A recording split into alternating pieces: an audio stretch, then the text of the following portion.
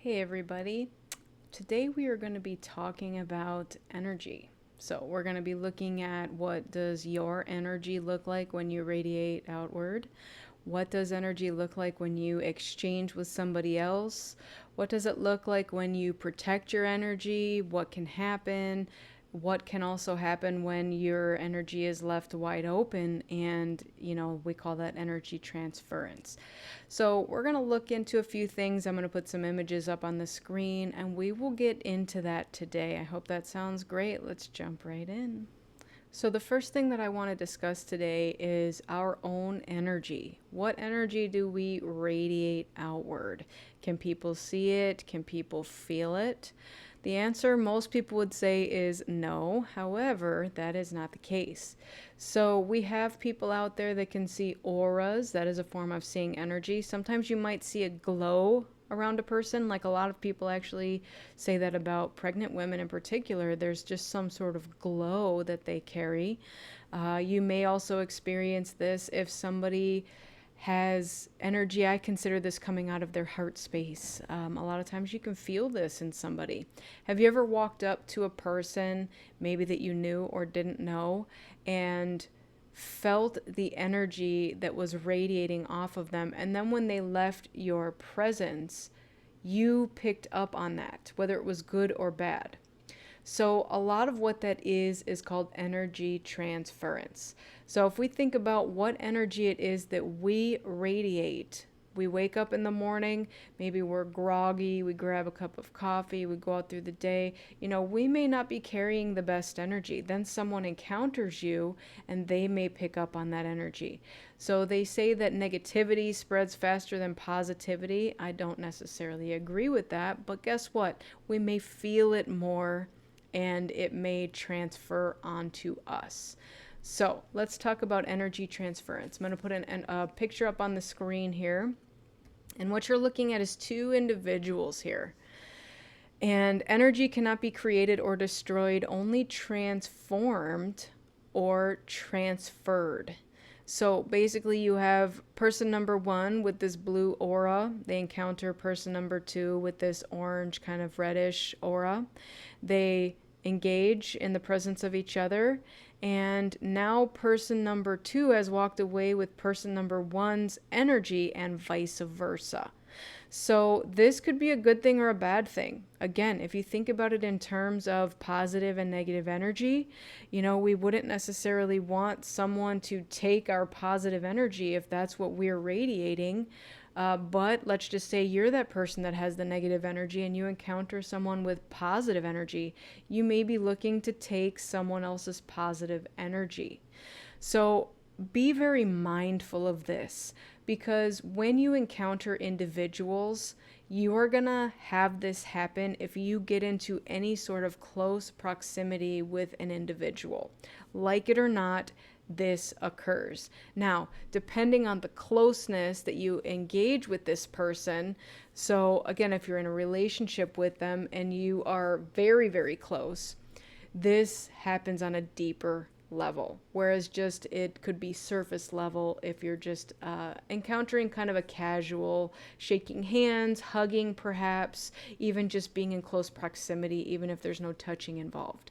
So be very mindful of, first of all, the energy that you are radiating, and secondly, how close in proximity you might be to somebody else who is radiating their own energy. Okay? I'm going to put another image up on the screen for you to look at. And here we have a different type of two people showing up. Now, in picture one, we couldn't tell whether someone's was good or bad or whatever. They just looked like different colors, and it just was what it was, With this one, we have your friend is full of emotional energies. Okay, so therefore, person one, now who's wearing the blue shirt, has more of a positive radiance about them. Okay, they're emanating that positive, high vibrational energy. Then we have person two who comes up and shakes hands with them. And they have all kinds of, their aura doesn't look as nice. They may be in some sort of negative energy. So they shake hands, and now In picture number 2, it says your friends share his emotional story. So now what's happening is he is now exerting that onto person number 1, and you can actually see the aura change in the front, as the person is pushing their energy outward. Now in the third picture, it says his emotional stuff is now hanging in your field. If you really think about that, now person number 2, he's glowing. He's got that original energy. He feels great. But person number 1 might be like, ugh, why do I feel like this? I don't understand this. So it says emotional energy in itself is neutral. It is the feeling, sensation, and psychological reaction that makes a specific emotion positive or negative. An emotionally exhausting interaction can leave us feeling like our tank is on empty. In order to remain grounded, we need to cultivate an awareness of our energy that we're encountering on a daily basis and implement practical tools to allow us to remain balanced. Now, think about that for a minute. How many times have you encountered a person and you felt pretty good when you woke up or pretty good when you first encountered this individual? Then they started to tell you about all this stuff going on in their life, and they basically just dumped their stuff onto you, and then you have now left with their baggage on you. Now they have left feeling pretty great because they just dumped their stuff on you, and now you're left to deal with it. This could be also in the reverse of that. Let's just say there's times when you are the one that doesn't feel so great, and you go and you seek out someone who tends to be very high vibrational, and then you complain about something and you dump your stuff onto them, and then you feel so much better afterwards. So the main important key here is to remember that, again, energy can only be transferred or it can be transformed. So basically we are alchemists, right?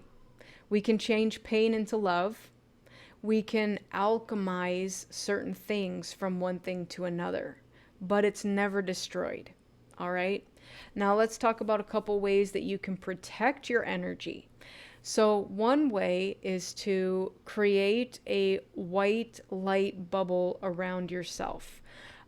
You can do so by sitting in a meditative state, and just what I do is I rub my hands together and then I imagine it growing around myself like this, and it's surrounding me top to bottom, left to right. I even will expand it out to the home that I live in or any space that I'm occupying at this time, and also include any who dwell within that space. So that's one way to do it. You're basically telling your spiritual guides that this is my space bubble of light and that I am protected when I am within it. Okay? And I've even gotten to the point now where as I think about anybody who does come up to that space, what would happen if they were to try to penetrate that bubble? I imagine that there are rakes laying on the ground all around the bubble, and that as they try to step in when they're not given permission, that they will get a rake to the face. You do what you have to do. I just like the humor aspect of that, but you're going to think of your own thing. But it's just a way to protect yourself, okay? Now, let's say that you didn't do that before you left the house, you forgot maybe, whatever the reason was, and now you're out in public and you've encountered somebody who has dumped their stuff on you. How do we get it off? How do we remove this? One way of doing it is you can actually swipe. So you can actually swipe off from here down. You can do it in a cross motion like this. You can swipe from head to foot. Okay, and again, it's kind of just you swiping off. Think about, you have dirt on you. It's like dirt off your shoulder, right? Just get that yuck off, whatever that is. So that's one way. You can also do it with water. So take a shower, take a bath. With the bath, I really like to add Epsom salt or Himalayan pink salt. And as you drain the water when you're finished, imagine whatever negative energy has attached to you is going down the drain with it. Same within the shower. I actually do 3 swipes in the shower with the water, And I imagine that if there was anything left, any residue or whatever, it's going down the drain at this point. So those are the major ways that you can protect your energy. This way, when someone does encounter you, you're not as susceptible to take on whatever their junk is. Now, the other thing that you can do is not just by protecting your own energy, but like sometimes I will put up a literal block. Okay, so if someone starts to talk about, things they want to dump on me and I'm not ready to receive that, you could either do one of a few things. First of all, do this. You're basically putting up a block saying, I don't want that. You can talk all you want, but you're going to keep your stuff over there. The other thing you can do is tell them you're not interested in whatever story they're telling and say, I don't have time for this right now, and walk away, Don't engage with the conversation. You're not required to engage in conversation that really someone is just looking to dump their stuff onto you. All right. Now, what do you do if it's you that has the stuff and you're trying to figure out how to deal with it? So the ways that I described previously, one of them being the shower method, the bath method, that is a great way to rid whatever it is that's happening, okay? Another way is, face it. Whatever it is that you are dealing with, instead of going in looking for some place to dump it, what is it that you're dealing with? Does it need to be faced or addressed? Is it something emotional? Do you need to just sit with the emotions and then release it? Once it is released, then it shouldn't come back up again, although I'm going to say that, a lot of healing happens in layers, so it's definitely a possibility that you might experience it again. But just be very, very aware of your boundaries and set them clearly with people. Okay? Because otherwise what's going to happen is you may be the person with that high vibrational energy, like the person in the blue shirt, and someone comes up to you with their stuff and they know that you're just always somebody that can be dumped on with the stuff, and you'll just take it and walk away with it. They feel better, they feel great, and they may not even realize what they've left you with. So what's going to happen in that situation is it's up to you to put your blocks up and to set boundaries and set them firmly with the individual and let them know that, first of all, if it's gossip, slander, complaining, whatever it is, that you just are not interested in engaging with them. So I hope that helped for somebody. The other thing that you can do is sage. So what I do with the sage, and there's a lot of videos you can watch out there, is I will light the end of it, and you actually can swipe it over your head, swipe it over your body. I actually swipe it down and then under my feet. You can use a feather to do that with as well to help you swipe. There's also Palo Santo. Okay, that's more for after you've saged. So some people use them together jointly, but the sage usually goes first. That's to help clear the energy. Then the Palo Santo helps to create a good vibe within the space after you have saged. So incense also works. Dragon's blood is perfect for cleansing. I also will use that, especially with new tarot decks. If I have a new deck, I will either sage it, or I will use dragon's blood with the incense on that. So those are just a few ways that you can cleanse your energy, block your energy, protect your energy. But again, the biggest thing is set clear boundaries, because that is going to be the biggest boundary or block that you can set of anything. All right. So we don't want to invite anybody in our energy that doesn't belong there. And that is just by leaving yourself open. We just want to make sure that what we're inviting in is good for us. Okay. So one thing that I do say in my space bubble as I create it is that only love may enter here, and anything less than love is not invited. So I do that with my space as well. If there's somebody that's trying to come into your house, into your space, and you don't want them there, you already know they bring negative energy, you can protect your space as well in that same manner. So do whatever it is that you need to do to protect your energy and ensure that not everyone has access to it. That is the biggest thing, okay? Your energy is sacred. and it is your form of currency.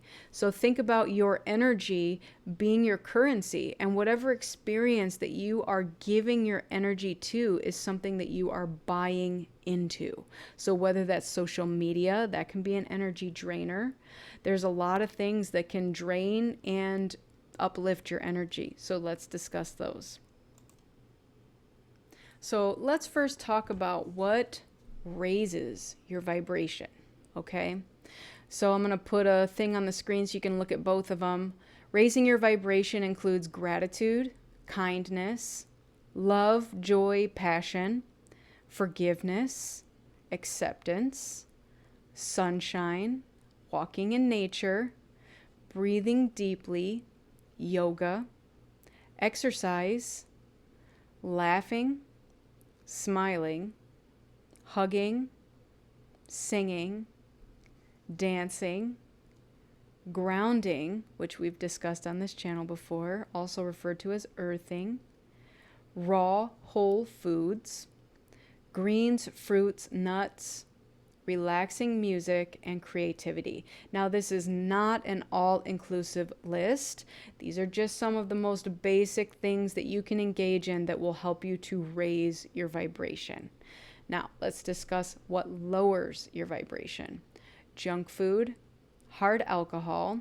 And speaking about hard alcohol, that's why they're called spirits. It's actually taking your spirit away. So think about that when you drink hard alcohol.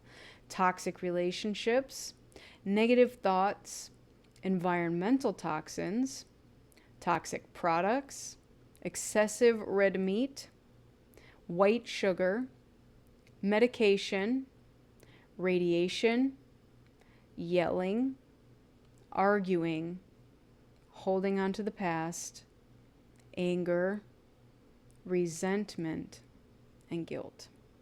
So, how many of those things have you caught yourself doing from time to time or even on a daily basis, you know?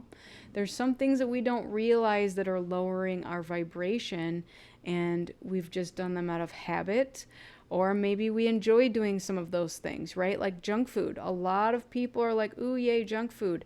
But it's like, how do you feel after you eat junk food? Does your body feel replenished, refreshed, high vibrational? Typically, the answer is no. I'm not saying that everything on that list is absolutely scratch it off and never do it or never engage in that stuff. You know, we're human. We're here to live the human experience. This is just to give you a general idea of some of the things that can raise and lower your vibration, just so that you're aware. You're going to choose to do what you're going to choose to do with your life, and nobody's going to judge you for it. But it's more just to bring this to your awareness so that you are familiar with the things that can help you to raise your vibration and to lower it. So I hope you found this video helpful. And if you did, go ahead and give it a like, share, subscribe. I would truly appreciate it. I'm so happy to talk to all of you about this. And stay tuned for more videos.